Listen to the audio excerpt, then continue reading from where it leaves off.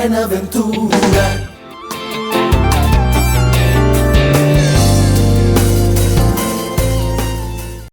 En su libro Creatividad, la psicología del descubrimiento y la invención, Csikszentmihalyi identifica 3 tipos diferentes de creatividad que son de uso común. Empezamos por las que él llama brillantes. Esto se refiere a personas que expresan pensamientos inusuales, que son interesantes y estimulantes. Las personas que se ajustan a la segunda definición son personas que tienen percepciones frescas, diferentes e inusuales en algunos casos. El problema de estas personas es que normalmente no encuentran la forma de que acepten sus ideas para difundirlas más ampliamente. Y la tercera definición de personas creativas se refiere a aquellas que cambian nuestra cultura radicalmente. Estas son las personas que normalmente todos vemos como personas creativas. Otros investigadores clasifican a las personas creativas con 2 letras, una C minúscula y una C mayúscula. Aquellas que están en la C minúscula refieren a aquellas personas que tienen ideas nuevas, únicas. Podríamos hacer una similitud entre esta letra pequeña C y las 2 primeras definiciones de Csikszentmihalyi. Y la otra letra es la C mayúscula. Estas son las personas que cambian radicalmente nuestra cultura. Aquellas que coinciden con la última característica o la última de las personas creativas definidas por el autor. Hemos visto que esta creatividad con C mayúscula, de esta creatividad que cambia algún aspecto de nuestra cultura, nunca sale solo de la mente de una persona. Inclusive, para tener algún efecto, la idea de expresarse en términos que sean comprensibles para todos los demás debe de pasar, por ejemplo, por la reunión de algunos expertos en un campo específico y finalmente debe incluirse en el dominio cultural al que pertenece. En esta expresión anterior acabé de hablar de 2 componentes fundamentales en la creatividad y esto lo podríamos encuadrar en un modelo. Este es el modelo de sistemas de creatividad. En este modelo, la creatividad existe primero en un dominio, entendiendo que el conocimiento profundo de un dominio es esencial. La mayoría de las veces la experiencia es valiosa.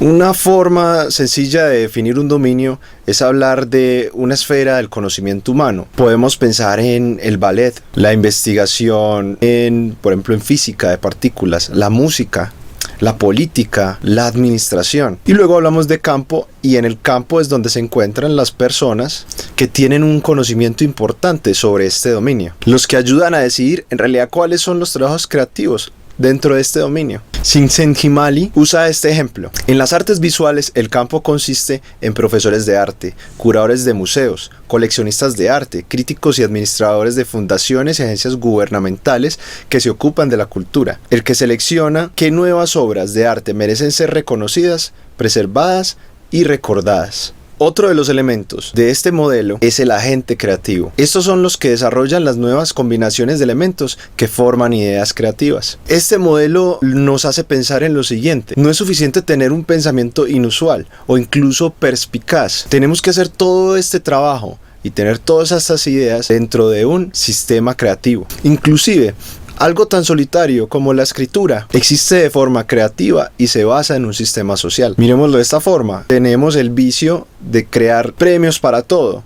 Lo tenemos, por ejemplo, en la música, los Grammys, en las películas, el Oscar y así sucesivamente.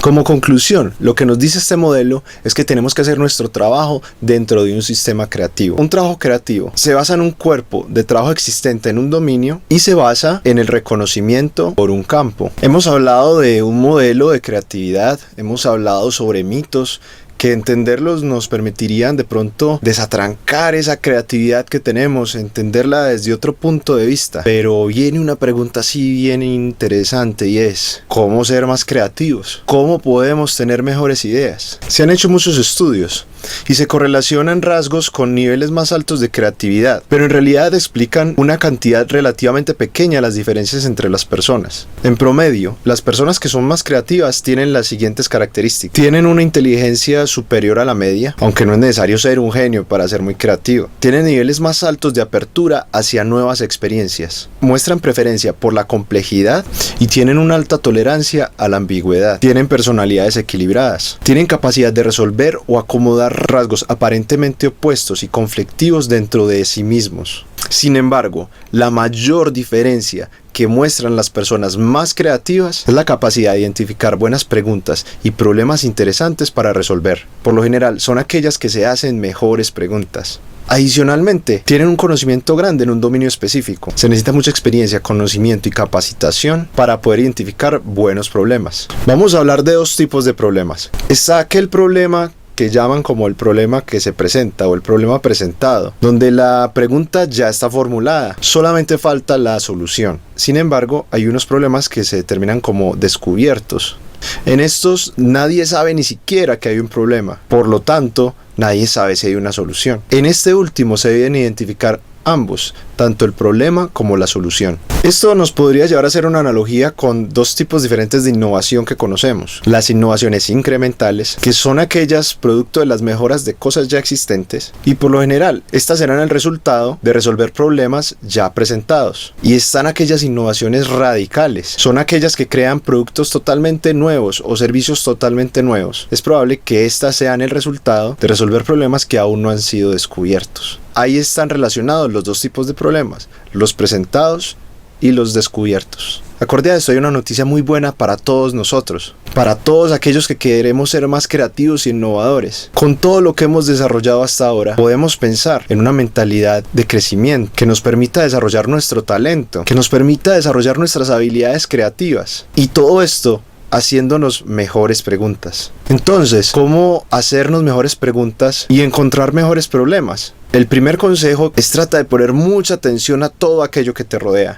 Mira los detalles en los demás. Escucha atentamente lo que los otros dicen. La siguiente me parece interesante. Hay que saberla manejar. Y es, no asuma ni acepte. En cambio, pregunte. ¿Por qué las cosas son así? Esta que sigue es muy importante, inclusive en las ventas. Haga las preguntas más básicas que se le ocurran. Incluso si usted cree que otras personas lo juzgarán por esas preguntas. Hacer las preguntas fundamentales puede ayudarlo a cuestionar las suposiciones. La siguiente va a hacer referencia a un tip que ya está planteado entre una de las actividades. Use preguntas de seguimiento siempre que hable con personas. Siempre pregunte ¿por qué? ¿Por qué? ¿Por qué? Trate de llevar esa pregunta más allá para que la persona que le responda le dé más ideas, saque más información. Por último, comparta sus preguntas con otros para que estos le den a ustedes ideas y ayuda. Seguramente ellos también estarán interesados en las mismas preguntas que usted se ha hecho. Por último, nos referimos a un estudio hecho también por Csikszentmihalyi, el cual estaba tratando de descubrir por qué las personas eran felices, o más bien, qué hacía feliz a las personas, y encontró que estas personas que eran más felices tuvieron lo que él llama experiencias pico con más frecuencias que otras. De aquí sale la palabra flow o flujo. Esta palabra es la que él usa para el estado que describe las mejores experiencias de las personas. Dentro de este estudio él también habla sobre un estado de concentración intensa, el cual no deja espacio para pensar en nada más o preocuparse por cualquier problema. La autoconciencia desaparece. Una actividad que produce tales experiencias y es tan gratificante que las personas están dispuestas a hacerlo solo por su propio bien, con poca preocupación por lo que obtendrán, incluso cuando esto que están haciendo es difícil o peligroso.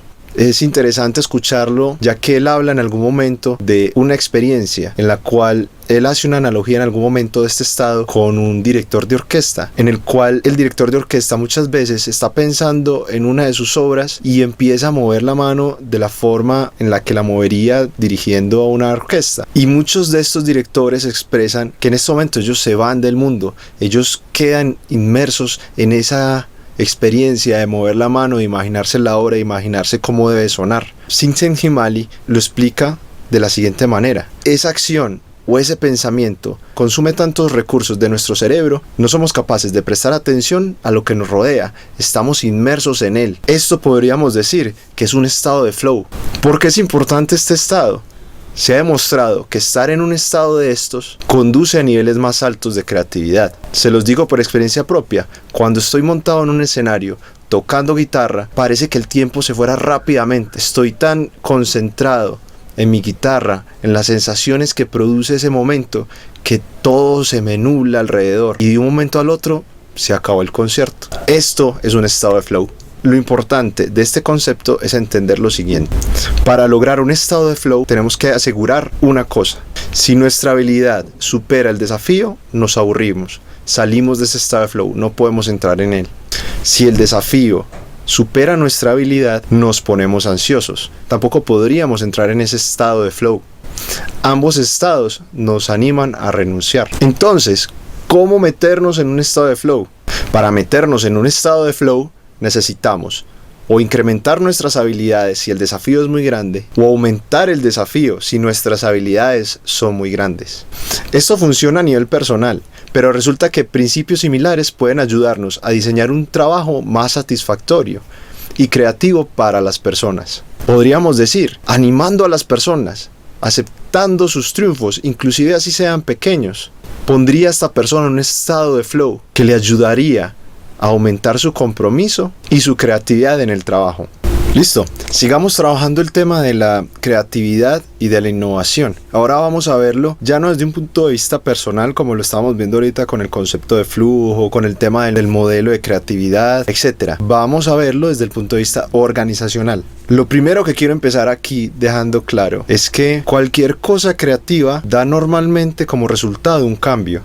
Y si hay algo que una burocracia bien administrada encuentra bien difícil de manejar, es un cambio. Dentro de las organizaciones podríamos hablar de algo importante para promover la creatividad, y dentro de estas podríamos hablar de la gestión participativa. Recuerden que en algún momento hablamos de que dejar participar a las demás personas, dejar que toda la compañía se exprese de alguna forma, es importante. Para esto pues se creó este tema de gestión participativa, y esta gestión participativa comienza con la creencia en el potencial de todas las personas de la organización. La gente debe tener la oportunidad de participar, de cuestionar, de ser innovador y de ser responsable. Otra cosa muy importante, las personas necesitan equidad. Podríamos hablar de una forma comprensible de compartir el beneficio financiero que se acumulará a través de esa participación. Esto es un incentivo. Vamos a ver ciertas características que apoyan el pensamiento creativo en una organización. La primera, la evaluación justa y la recompensa por buenas ideas. El apoyo apropiado de gerentes y compañeros en el área de trabajo. Este es importante también, la autonomía, una capacidad para decidir qué tareas emprender y un sentimiento de control sobre tu trabajo. Otra, el acceso a recursos, incluido el dinero, espacios de trabajo, información, materiales, entre otros. Y otro muy relacionado al tema del flujo que veníamos hablando, y es un trabajo desafiante, una sensación de que tu trabajo es lo suficientemente desafiante para tus habilidades y se está haciendo en apoyo de metas importantes. Vamos a ver otras características, y estas otras características son aquellas que inhiben el trabajo creativo. La primera, la presión de carga laboral, especialmente en temas de tiempo, expectativas poco realistas y un énfasis excesivo en la eficiencia. Y por último, impedimentos organizacionales, incluyendo por ejemplo la competencia destructiva, políticas internas, excesiva crítica de nuevas ideas y aversión al riesgo. Y se deja una nota al final, y es, sabemos que manejar todo esto es difícil en una compañía, sin embargo, tratar de hacerlo vale la pena.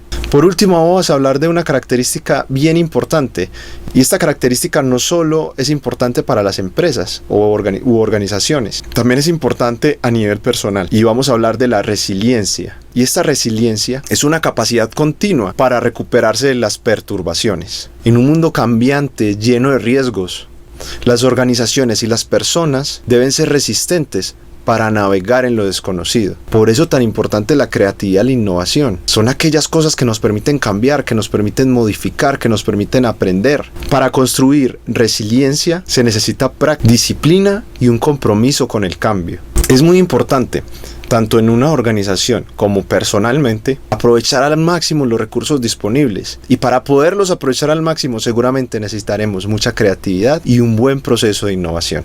Vean que hasta el momento les hemos dado herramientas importantísimas para que ustedes las lleven a su trabajo en equipo. Les hemos dado herramientas importantísimas para la creatividad personal. Les hemos dado herramientas importantes para la creatividad en una organización, y vean la organización como su equipo de trabajo. Por ejemplo, permitan que las personas se abran, permitan que las personas participen. Por otro lado, personalmente, generen en ustedes confianza, derrumbando todos esos mitos sobre la creatividad. Todos ustedes tienen la capacidad de ser creativos, y aquí estamos trabajando un proceso que les permitirá llevar esas ideas de esa creatividad que ustedes tienen al mundo real, a que generen valor para otras personas.